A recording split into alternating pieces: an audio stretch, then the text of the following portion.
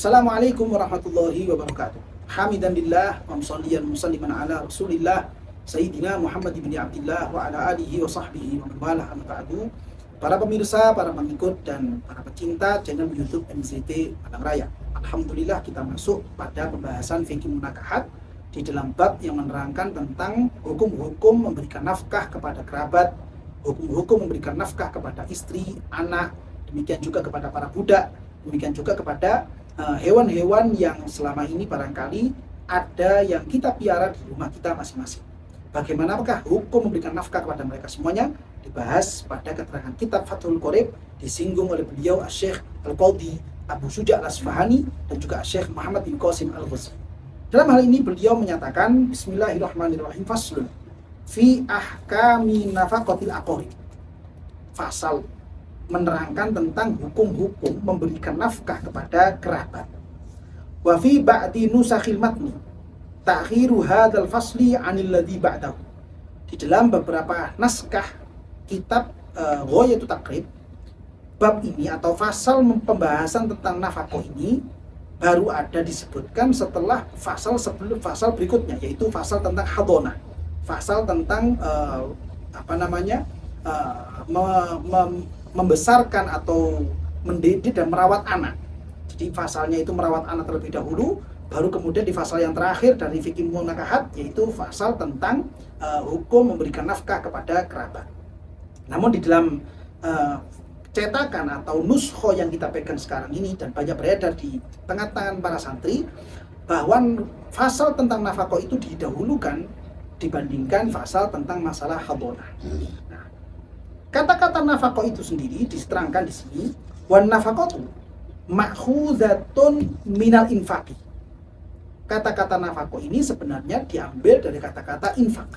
Yang mana infak itu sendiri memiliki arti al-ikhraj, memberikan atau mengeluarkan sebagian harta yang sebenarnya itu miliknya dia sendiri, dikeluarkan, diberikan kepada orang-orang tertentu yang dalam hal ini konteksnya adalah diberikan kepada mereka para kerabat, istri, anak, budak, atau misalkan pembantu misalkan, dan juga kepada hewan-hewan yang dia piara di bawah kuasa orang tersebut.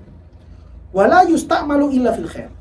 Kata-kata nafaqah atau kata-kata infak itu tidak pernah digunakan di dalam bahasa Arab kecuali dalam hal-hal yang baik. Ketika kita memiliki harta, lalu kemudian harta ini kita keluarkan, kita tasarrufkan dalam hal-hal yang baik, maka tindakan, sikap yang kita lakukan ini boleh disebut sebagai infak. Karena apa? Karena arah yang kita lakukan dari pengeluaran harta, pelepasan harta dari genggaman kita itu dalam ranah hal-hal yang dianggap baik oleh kacamata syariat. Maka tindakan itu boleh dikatakan sebagai infak. Namun kemudian jika seandainya kita memiliki harta, lalu kemudian dari harta ini kita keluarkan, kita tasarrufkan kepada satu arah tertentu. Ternyata arah yang kita pilih itu merupakan arah-arah yang dianggap tidak baik oleh kacamata syariat, dianggap maksiat oleh kacamata syariat. Maka tindakan orang tersebut sebagai pemilik harta tidak bisa dikatakan sebagai infak. Tindakan yang seperti ini diistilahkan di dalam bahasa Arab dengan sebutan al-israf atau as-saraf. Itu dianggap sebagai tindakan-tindakan berlebih-lebihan. Dia punya harta. Harta memang miliknya dia sendiri.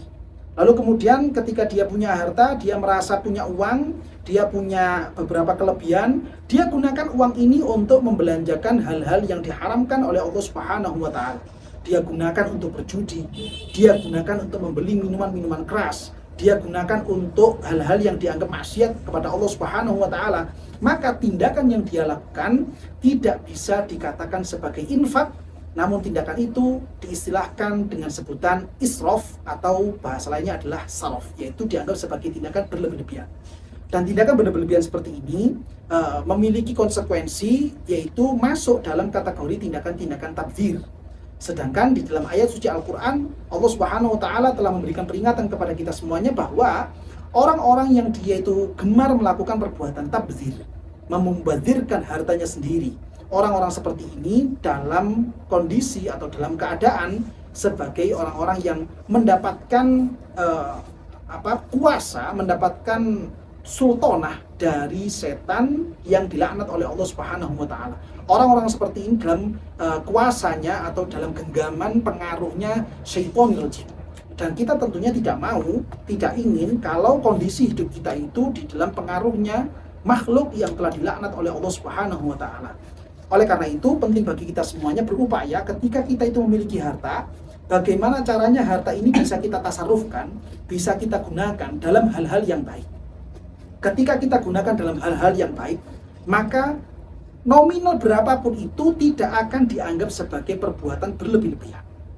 Tidak ada istilah mabuk agama. Ketika kita memiliki harta, lalu harta ini kita gunakan untuk hal-hal yang dianggap baik menurut kacamata syariat. Taruhlah misalkan kita punya harta yang kebetulan harta ini luar biasa banyaknya.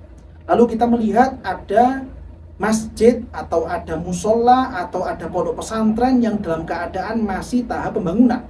Lalu kemudian kita mengarahkan harta kita itu untuk menyelesaikan pembangunan masjid tersebut, menyelesaikan pembangunan musola tersebut, menyelesaikan pembangunan pondok pesantren tersebut, yang mungkin menurut sebagian komunitas orang, tindakan seperti ini dianggap berlebih-lebihan.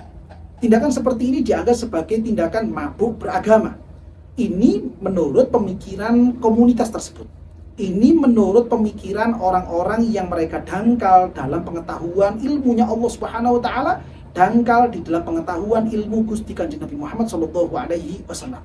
Padahal secara kacamata syariat, kalau memang harta itu adalah miliknya dia sendiri, setelah dia melaksanakan kewajiban-kewajiban kepada orang-orang yang memang wajib untuk dia nafkahi, lalu ketika masih ada lebih, dia habiskan semuanya untuk kebutuhan-kebutuhan agama, untuk kepentingan-kepentingan umat Islam. Walaupun total semuanya dia berikan, maka tindakan yang seperti ini tidak dianggap sebagai sikap berlebih-lebihan di dalam berinfak. Karena itu semuanya akan kembali kepada orangnya sendiri, entah itu dipercepat oleh Allah di alam dunia ini, atau nanti akan disimpan oleh Allah Ta'ala dan akan diberikan saat kita menuju alam akhirat, diberikan kontan oleh Allah Subhanahu wa taala di kehidupan alam akhirat tersebut. Sehingga dalam hal ini tidak ada yang istilahnya kata-kata berlebih-lebihan. Tidak ada istilah israf dalam hal kebaikan. Selama itu baik, selama kita telah melaksanakan kewajiban-kewajiban kita kepada istri-istri kita, kepada anak-anak kita, kepada orang tua kita, kepada kerabat-kerabat kita, lalu kemudian kelebihannya ini kita pakai demi kepentingan agama, maka itu semuanya merupakan tindakan yang baik. Itu sah dikatakan sebagai infak menurut kacamata syariat Allah Subhanahu wa taala. Beliau kemudian melanjutkan, walin nafaqati asbabun salasatu. Sesuatu yang menyebabkan kewajiban orang ini memunculkan atau mengeluarkan nafkah, penyebabnya ada 3 unsur. Ketika salah satu dari 3 unsur ini menempel pada dirinya, maka orang tersebut menjadi wajib untuk mengeluarkan nafkah kepada orang-orang yang akan dibahas dan disebutkan pada keterangan kitab Fathul Bari. Yaitu, yang pertama adalah al-qarabatu. Sebab yang pertama adalah ketika kita memiliki kerabat. Orang ini, si A, si B, si C, memang betul-betul kerabat kita. Dia memiliki hubungan darah dengan kita. Dia memang betul-betul memiliki hubungan nasab kepada kita. Maka kita wajib hukumnya untuk memberikan nafkah kepada orang-orang seperti ini dengan rincian-rincian yang nanti akan kita bahas. Ini merupakan sebab yang pertama. Sebab yang kedua, kita wajib mengeluarkan harta kita sebagai nafkah, yaitu ketika kita itu memiliki milkul yamin. Ketika kita memiliki budak, entah itu laki-laki ataupun perempuan, maka kita sebagai tuannya memiliki kewajiban untuk memberikan nafkah kepada budak-budak tersebut. Namun, melihat fakta real yang ada di lapangan, bahwa perbudakan di hari sekarang ini sudah dihapus oleh seluruh negara yang ada, maka pembahasan tentang masalah nafkah kepada budak ini tidak kita bahas panjang lebar. Berikutnya kemudian, sebab yang ketiga, yaitu adalah az-zaujiyah. Ketika kita memiliki ikatan pernikahan dengan seseorang, entah kita itu memiliki 1 orang istri, atau 2 orang istri, atau 3 orang istri, atau maksimal 4 orang istri. Selama kita memang memiliki hubungan ikatan pernikahan dengan perempuan-perempuan tersebut, maka kita sebagai laki-laki, kita sebagai kepala rumah tangga memiliki tanggung jawab untuk memberikan nafkah kepada orang-orang tersebut. Kalau kita punya istri hanya 1 orang perempuan, maka kita cukup memperhatikan bagaimana kebutuhan dari istri kita yang jumlahnya hanya 1 ini. Kalau kita memiliki 2 orang istri, maka kita punya kewajiban memperhatikan bagaimana mencukupi kebutuhan 2 orang istri tersebut.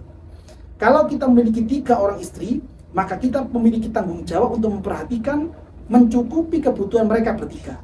Begitu juga dengan istri yang keempat kalau seandainya orang tersebut memiliki istri berjumlah 4. Sehingga tidak boleh hukumnya, haram hukumnya dan dianggap sebagai bentuk kezaliman ketika ada seseorang yang dia itu memiliki istri lebih dari 1. Lalu kemudian dia hanya fokus untuk memberikan nafkah kepada 1 orang istri ini saja. Sedangkan yang kedua, ketiga, dan keempat dia tinggalkan begitu saja. Maka sebenarnya sikap yang seperti ini merupakan sikap yang dilarang oleh Allah Subhanahu wa taala, karena ini merupakan tindakan-tindakan zalim kepada mereka, orang-orang yang telah dia ikat dengan ikatan pernikahan lalu kemudian dia meninggalkan kewajiban. Oleh karena itu, sebagaimana pembahasan kita di beberapa video-video yang sebelumnya, seorang laki-laki itu dihukumi sunnah untuk menikah kalau dia itu memenuhi 2 syarat. Syarat yang pertama yaitu dia memang betul-betul butuh untuk melampiaskan kebutuhan biologisnya kepada pihak perempuan. Lalu kemudian yang kedua, dia memiliki kemampuan untuk membayar mahar, untuk memberikan pakaian, untuk memberikan nafkah kepada orang yang akan dia nikahi. Kalau 2 syarat ini terpenuhi, maka dia sunnah untuk melakukan pernikahan. Namun misalkan kalau si laki-laki ini dia hanya butuh untuk melampiaskan kebutuhan biologis saja, tanpa adanya kemampuan memberikan nafkah kepada perempuan-perempuan yang akan dia nikahi, maka orang yang seperti ini hukumnya makruh untuk melakukan pernikahan. Lebih baik dia melakukan puasa sebagaimana anjuran Gusti Kanjeng Nabi Muhammad SAW, karena dengan berpuasa itu bisa menjadi obat menurunkan kebutuhan biologis dia, sehingga dia tidak terfikirkan untuk melakukan pernikahan untuk sementara waktu sampai dia mampu untuk memberikan nafkah kepada perempuan-perempuan yang akan dia nikah.